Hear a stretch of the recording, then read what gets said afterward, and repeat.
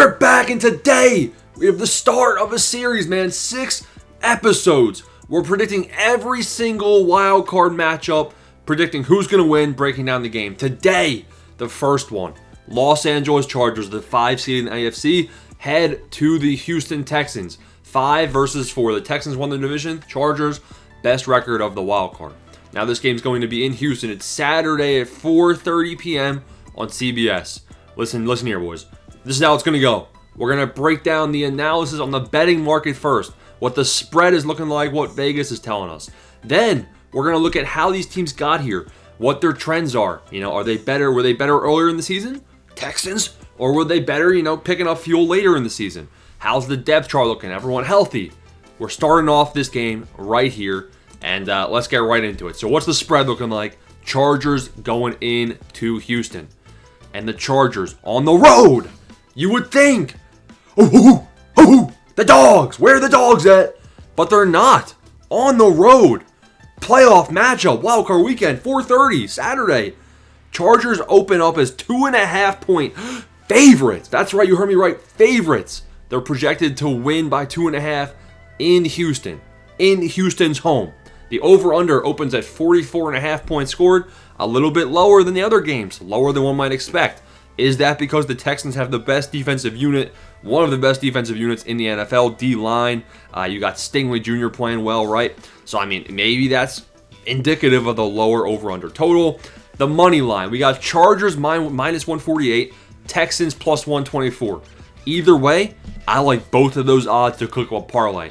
In my opinion, this is the game of the week to place a bet on because it'll kind of make or break your parlay with the good money line odds, basically almost 50-50. Now, we're going to break down overall. We're going to get to my overall prediction, but first things first. How did we get here? We have Ladd McConkey. That is how we got here. 2 guys on the Chargers is how we got here. Ladd McConkey is the GOAT. You know who else is very good? A comeback player of the year. There's 2 potential comeback players of the year. One is Joe Burrow. One is J.K. Dobbins. I don't care who wins it, but I know that J.K. Dobbins has really been, part of the reason that Jim Harbaugh has been able to integrate himself so seamlessly into this offense. The Chargers love to get an early lead, lock it down on defense, and then start bleeding out the clock with the running game. They are a run-first team. They play action. And then the big Q, Quentin Johnston. Man, what a season he's had. Overlooking all of the drops because sometimes he decides to butter up his gloves with some butter, some oil. I don't know what he does. And then other times he makes the best catch I've ever seen. But Quentin Johnston's a good deep threat. Ladd McConkey works the middle of the field. The Chargers defense, don't forget about Derwin James, Bosa. They have a solid team and unit for sure. Now, breaking down how they got here. Look at their schedule, man.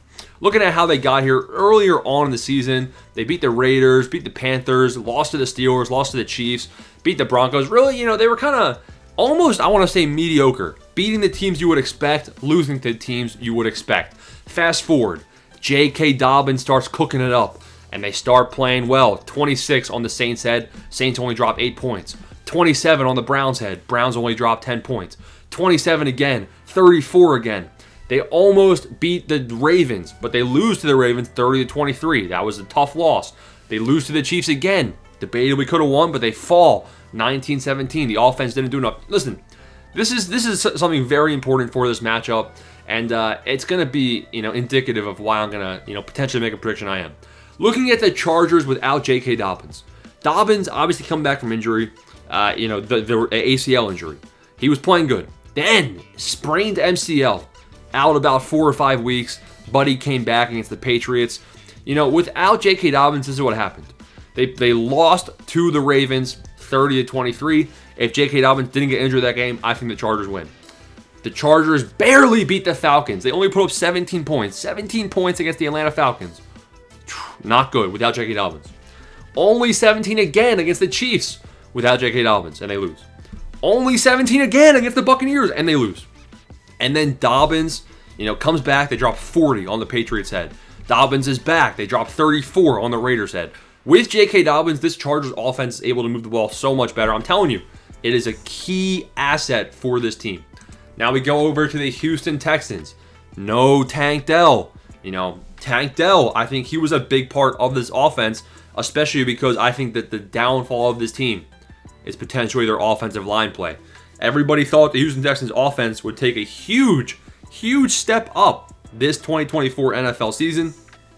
Instead, this offense might be the most disappointing unit in football. You know, preseason, I predicted the Texans would win the Super Bowl in 2024. I had them, I think, being the 1 or 2 seed in the AFC. Obviously, they started off 5-1. They started off very, very good. Again, let me repeat. They started off 5-1, and their only loss was to the Vikings. Again, don't forget, this team beat the Buffalo Bills. The Texans beat the Bills 23-20 earlier on in the season. And then really ever since then, I want to say it kind of has gotten a little bit worse for them. Christmas Day, what happened? 31 points for the Ravens and 1, 2, 3 touchdowns. Oh, 3 minus 1, 2. No touchdowns. 2 points. 2 points for the Texans at home. It was not a good Christmas for the Houston Texans and their fan base, man. That was embarrassing. I mean, really not something you want to be doing heading into the playoffs. They lost to the Chiefs on the road 27-19. Keep in mind, they're going to have to be playing the Chiefs in Arrowhead if they ever face them. If they win this matchup right here at home, so they lose to the Chiefs on the road, lose to the Ravens at home. It's scary, man. The Texans, C.J. Stroud and Nico Collins, they can win a game hands down. Joe Mixon, he can potentially help win a game hands down. I just don't think the O-line is going to be able to hold up in run blocking and in pass blocking. I think it is a liability against this Chargers defense. The Ravens beat the Chargers 30-23 in Los Angeles. And that was the game J.K. Dobbins was injured. Again, I think the Chargers could have beat the Ravens there.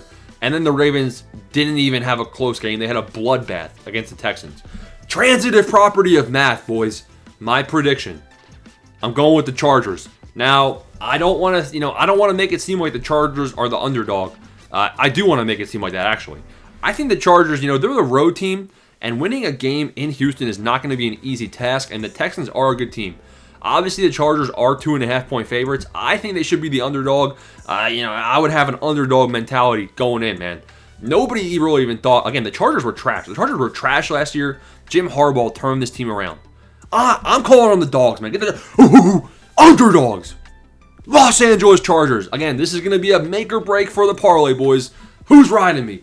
Okay. Okay. Who's riding the parlay? I'm going Chargers. Money line, minus 150. That's going to be something I throw in my parlays, I believe. We'll see how the week plays out, how the line starts shifting. I think the Chargers head into Houston and get this victory. Comment down below. Smash the like and subscribe button. Peace out. Thanks for watching.